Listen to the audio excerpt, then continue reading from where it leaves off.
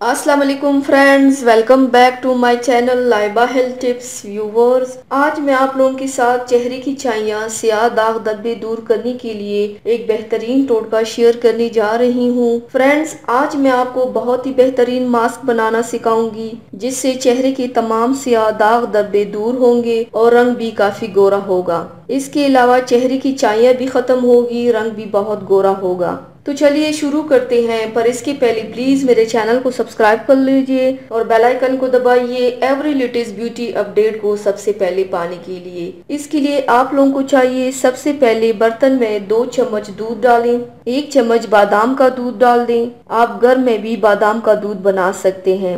बादाम का दूध बनाने के लिए बादाम में थोड़ा सा पानी डालकर ग्राइंड कर ले और छान ले। बादाम का दूध तैयार है। अब 1 चम्मच ग्लिसरीन डालें और 1 चुटकी नीम का पाउडर डाल दें। अब इन सब चीज़ों को अच्छी तरह से मिक्स कर लें। मिक्स करने के बाद इसे चेहरे पर लगाएं, हल्के हाथों से मसाज करें। ये आपकी स्किन में जज्ब हो जाएगा।